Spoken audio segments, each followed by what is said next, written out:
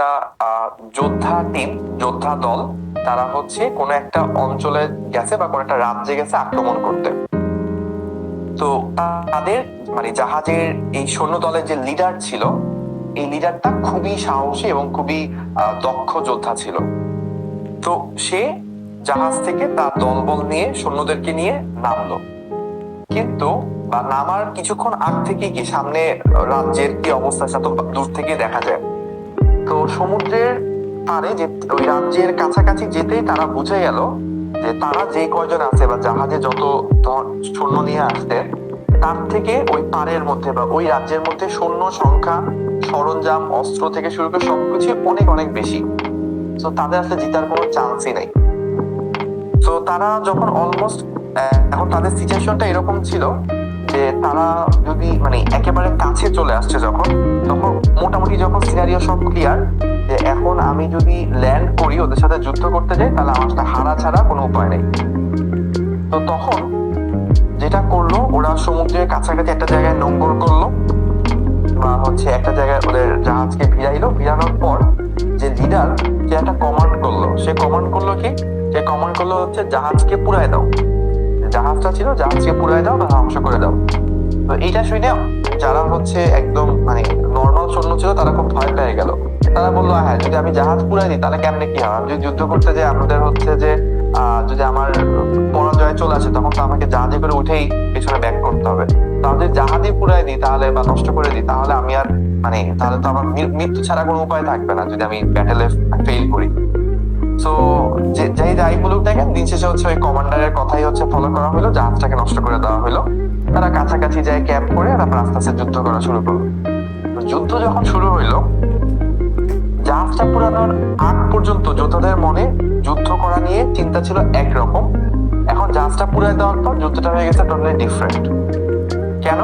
কারণ একটু আগে তাদের চিন্তা ছিল ভাই সামনে এত এত মানুষ, এত এত যোদ্ধা, আমাদের থেকে যোদ্ধাদের সংখ্যা অনেক বেশি, অস্ত্র সরঞ্জাম বেশি, এটা ওদের ল্যান্ড, ওদের এরিয়া, ওইখানে ওদের যুদ্ধ করার যুদ্ধ করতে ওরা কমফোর্ট ফিল করবে, আমরা দূর থেকে আসা মানুষ আমরা ডিসকমফোর্ট ফিল করবো, সব দিক থেকে আমরা ধরা। সো আমরা এখানে না যেতে চান্সই বেশি, আমরা একটু ট্রাই করব, ট্রাই করে পারলে পারলাম, না পারলে আবার জাহাজ নিয়ে ব্যাক করবো।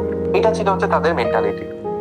কিন্তু যখন হচ্ছে তাদের জাহাজ নাই মানে তখন তারা জানে যে এখন আমাকে ফাইট করে যুদ্ধে হয় জিততে হবে, অনেক কষ্ট করে যদি জিততে পারি তাহলে পুরো ল্যান্ড আমার, পুরো রাজ্য সবকিছু আমার, আমরা ভোগ করতে পারবো। আর যদি আমি ফেল করি তাহলে আমার মৃত্যু ছাড়া উপায় নাই, কারণ পিছে সাগর তো আর সাঁতরায় পারা যাবে না। তো এইভাবে যখন তারা যুদ্ধ করা শুরু করলো যে ভাই আমাকে জিততেই হবে, না জিতলে আমার মৃত্যু, মানে একদম প্রাণপণ লড়াই যেটা সেটা আমাকে করতে হবে, তারা তখন যুদ্ধ করে এবং যুদ্ধ করে তারা ঠিকই জিতে। তো এটা ছিল বেসিক্যালি ওই লিডারটা দূরদর্শিতা, সে আগে থেকেই বুঝে গেছিল যে যদি আমি জাহাজটা থাকে তাহলে আমার পালানোর সেকেন্ড একটা অপশন থাকবে, এবং অপশন থাকলে কখনোই যোদ্ধারা তাদের বেস্ট 100% জীবন দিয়ে লড়াই করা যেটা সেটা করবে না।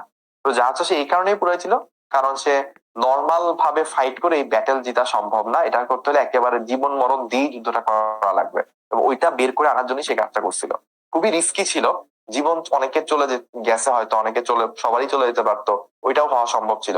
বাট তাও সেই রিস্কটা নিচ্ছিল, কারণ রিস্ক না পেলে বা রিস্ক না নিলে আসলে বড় গেইন করা যায় না। তো এই যে আমার সাথে এত মানুষ কানেক্টেড, আমি খুব ভালো করেই জানি যে আপনাদের লাইফের অনেকেরই এখন এমন অবস্থা যে ভাই অনেক কিছু পড়ছি, অনেক কিছু পড়ি নাই, বাট আমরা জেনে গেছি যে আমাদের থেকেও আরো অনেক অনেক মানুষ আছে যারা ইন্টারে এই 1.5-2 বছরে অনেক বেশি কিছু পড়ে ফেলছে।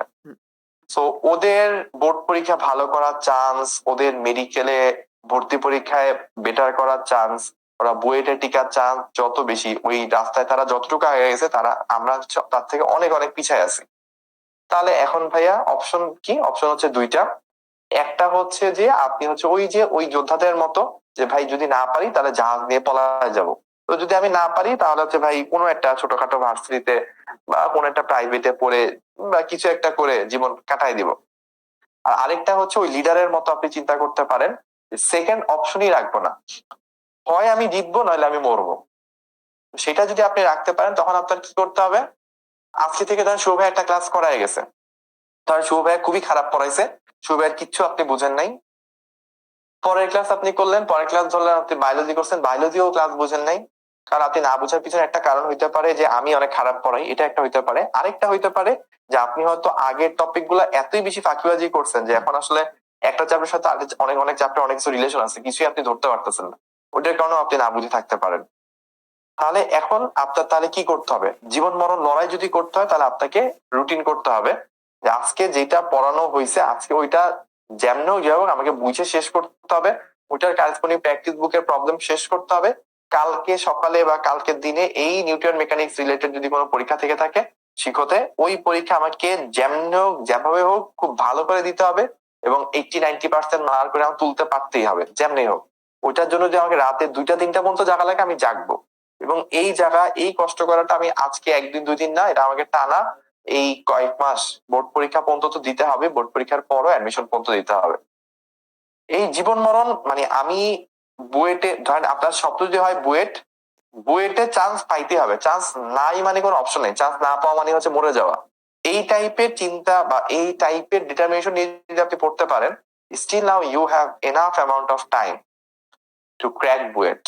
আপনার স্বপ্ন যদি ডাক্তার হয়ে থাকে, ডাক্তার হওয়া হয়ে থাকে, স্টিল নাও আপনার কাছে এনাফ পরিমাণ টাইম আছে। বাট এই টাইমটা তখনই আছে আমি বলবো যদি আপনি ওই যে ওই লিডারটার মতো জাহাজটা পুরাই দেন যে ভাই আমি মেডিকেলে চান্স পাবো না, এই অপশনই আপনার কাছে নাই, এই অপশনটাই ফালাই দেন।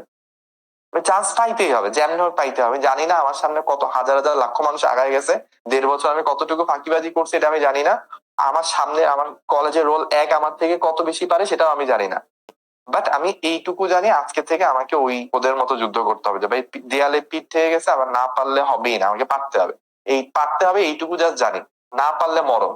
যদি আমাকে পানির নিচে ডুবায় রেখে মারতে চেষ্টা করে তখন আমি, আমাকে যত বড় পালওয়ান যত বড় শক্তিশালী যোদ্ধাই হোক না কেন, সে আমার গর্দান ধরে পানির ভিতরে ধরে রাখতে গেলে তার হাত কয়েকজন মিলে ধরে রাখতে হবে, একা একজন আমাকে তখন আটকে রাখতে পারবে না। যখন জীবন নিয়ে হুমকি আসবে আমি আমার পুরো শরীরের সকল শক্তি দিয়ে ছিটকায় বের হয়ে আসতে চাবো।